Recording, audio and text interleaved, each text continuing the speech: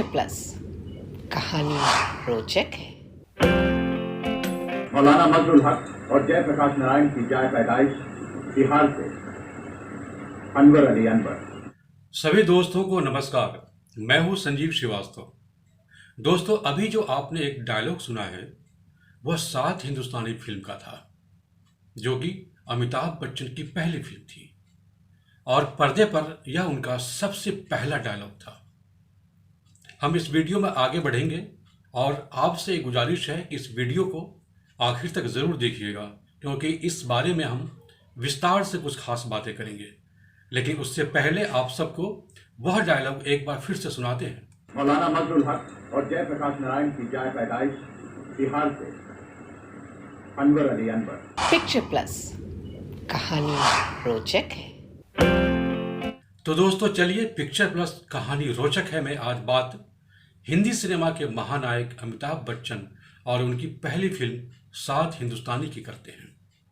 जैसा कि हम सभी जानते हैं, अमिताभ बच्चन की सिनेमा में जादुई एंट्री नहीं हुई, लेकिन जब एंट्री हो गई तो उसका प्रभाव जादुई जरूर बन गया। वह शख्स जिन्हें हम सिल्वर स्क्रीन का मुकद्दर का सिकंदर कहते हैं, जिन्हें हम महान विजय शहंशाह भी कहते हैं, जिन्होंने अपनी बेमिसाल अदायगी से सिल्वर स्क्रीन के पैमाने की हर दीवार गिरा दी और फैंस को अपने जादू की जंजीर में जकड़ लिया। क्या आपको मालूम है, जब वही शख्स मुंबई में फिल्मों में काम के सिलसिले में आए तो उन्हें कैसे कैसे अनुभवों से गुजरना पड़ा था। आज हम उस स्ट्रगल के सबसे पहले क्लैप की कहानी सुनाएंगे आपको। लेकिन उससे पहले आप सबसे एक और गुजारिश है कि अगर आप लोगों ने अब तक पिक्चर प्लस को सब्सक्राइब नहीं किया है तो ज़रूर कर लीजिए और घंटी भी बजा दीजिएगा, क्योंकि घंटी बजाने के कई फायदे होते हैं। तो चलिए बात शुरू करते हैं। कहानी रोचक है। ये बात उन दिनों की है जब writer, director, film maker Khwaja Ahmad Abbas साहब गोवा मुक्ति संग्राम की कहानी पर सात हिंदुस्तानी फिल्म बनाने की योजना बना रहे थे। जैसा कि नाम से ही जाहिर है, फिल्म में सात कलाकार चाहिए थे और उन्हीं सात कलाकारों की वो उस वक्त तलाश कर रहे थे। उसी दौरान एक शख्स ख्वाजा अहमद अब्बास साहब के सामने एक लंबे युवक की तस्वीर लेकर आया। अब्बास साहब ने उस तस्वीर को देखने के बाद कहा कि एक दिन बाद इससे मिलवाओ। शाम के वक्त मुलाकात तय हुई और वह पतला दुबला सा लंबा शख्स उनके कमरे में दाखिल हुआ। उसकी लंबाई वाकई सामान्य से कुछ ज़्यादा थी। ऊपर से उस युवक ने चूड़ीदार पायजामा और नेहरू जैकेट पहन रखी थी। ऐसे में उसकी लंबाई और भी ज़्यादा प्रतीत हो रही थी। आपको बता दें कि ख्वाजा अहमद अब्बास साहब ने इस बातचीत का पूरा ब्यौरा अपनी आत्मकथा I am not an island में लिखा है, जिसमें आज मैं आपको एक भी शब्द अपनी तरफ से बगैर हेर फेर किए उस किस्से को ज्यों को त्यों सुना रहा हूं, क्योंकि अब वह इतिहास का हिस्सा बन चुका है।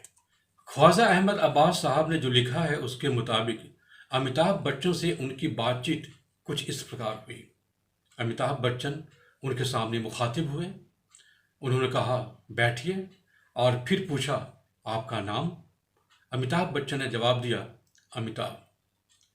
आपको यह बताना बहुत ज़रूरी लगता है कि उस किताब के मुताबिक अमिताभ बच्चन ने उस दौरान अपना नाम केवल अमिताभ बताया था। अपने नाम के आगे बच्चन सरनेम उन्होंने नहीं लगाया।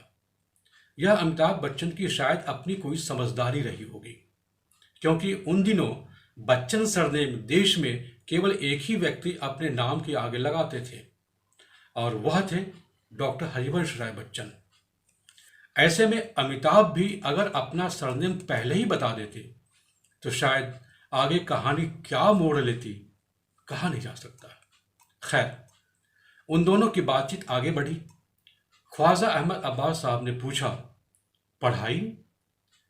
तो अमिताभ बच्चन ने जवाब दिया, दिल्ली विश्वविद्यालय से बीए। इसके बाद अब्बास साहब ने पूछा, आपने पहले कभी फिल्मों में काम किया है? अमिताभ का जवाब, अभी तक किसी ने मुझे अपनी फिल्म में नहीं लिया। अब्बास साहब ने पूछा, आखिर इसकी क्या वजह हो सकती है? तो अमिताभ बच्चन ने जवाब दिया, उन सब ने कहा कि मैं उनकी हीरोइनों के लिए कुछ ज़्यादा ही लंबा हूँ। तो अब्बास साहब ने कहा, हमारे साथ ये दिक्कत नहीं है, क्योंकि हमारी फिल्म में कोई हीरोइन है ही नहीं, और अगर होती भी तब भी मैं तुम्हें अपनी फिल्म में ज़रूर ले लेता। यह सुनकर अमिताभ बच्चन जाहिर सी बात है कि बहुत खुश हुए, क्योंकि इससे पहले वो कई जगहों से रिजेक्ट हो चुके थे। लेकिन इसके आगे उन्होंने कौतूहलवश पूछ लिया, क्या मुझे आप अपनी फिल्म में ले रहे हैं, और वो भी बिना टेस्ट के? जिस पर अब्बास साहब ने कहा, वो कई चीज़ों पर निर्भर करता है। पहले मैं तुम्हें कहानी सुनाऊंगा, फिर तुम्हारा रोल बताऊंगा। अगर तुम्हें ये पसंद आएगा तब मैं तुम्हें बताऊंगा कि मैं तुम्हें कितने पैसे दे सकूंगा। इसके बाद ख्वाजा अहमद अब्बास साहब ने आखिरकार वह राज भी खुद ही खोल दिया और कहा, पूरी फिल्म के लिए तुम्हें सिर्फ 5,000 रुपये मिल सकेंगे। उस पुस्तक के मुताबिक यह सुनकर अमिताभ बच्चन थोड़े झिझके। तो अब्बास साहब ने उनसे पूछा, क्या तुम इससे ज़्यादा कमा लेते हो? अमिताभ बच्चन ने जवाब दिया, जी हाँ, मुझे कलकत्ता की एक फर्म में 1,600 रुपये मिल रहे थे और मैं वहाँ से इस्तीफ़ा देकर यहाँ आया हूँ। यह सुनकर अब्बास साहब थोड़े दंग रह गए और बोले, तुम क्या कहना चाह रहे हो? इस फिल्म को पाने की उम्मीद में तुम अपनी 1,600 रुपये महीने की नौकरी छोड़कर यहाँ आए हो। अगर मैं तुम्हें ये रोल ना दूँ तो अमिताभ बच्चन ने कहा, जीवन में इस तरह के चांस तो लेने ही पड़ते हैं। अमिताभ बच्चन का यह जवाब शायद अब्बास साहब को पसंद आ गया होगा।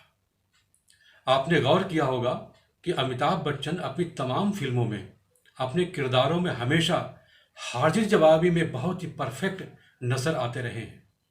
शायद उनमें हाजिर जवाबी का यह टेम्परामेंट शुरू से ही रहा होगा। खैर, इस बातचीत के बाद अब्बास साहब ने सात हिंदुस्तानी में अमिताभ बच्चन को रोल दे दिया। अमिताभ खुश हुए, बस कॉन्ट्रैक्ट पर साइन होना रह गया था। लेकिन जब दस्तावेज पर पूरा नाम दर्ज कराने की बारी आई तो कहानी ने नया मोड़ ले लिया। जब उनसे पूरा नाम और पता पूछा गया तो उस समय और उसके बाद की कहानी और भी रोचक हो गई। अब्बास साहब के असिस्टेंट ने एक बार फिर पूछा, आपका पूरा नाम और पता? अमिताभ बच्चन का एक बार फिर वही जवाब, अमिताभ। लेकिन इस बार उन्होंने कुछ रुक कर दोबारा कहा, अमिताभ बच्चन पुत्र डॉक्टर हरिवंश राय बच्चन। यह सुनते ही अब्बास साहब चौंक गए और उन्होंने कॉन्ट्रैक्ट रोक दिया। अमिताभ बच्चन भौंचक रह गए।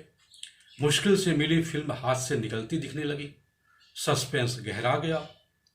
अब्बास साहब ने कहा, इस कॉन्ट्रैक्ट पर तब तक दस्तखत नहीं हो सकते जब तक मुझे तुम्हारे पिता की इजाज़त नहीं मिल जाती। वो मेरे जानने वाले हैं और Soviet land Nehru award committee में मेरे साथी हैं। तुम्हें 2 दिनों का और इंतज़ार करना होगा। यानी अमिताभ बच्चन का स्ट्रगल यहाँ भी ख़त्म नहीं हुआ।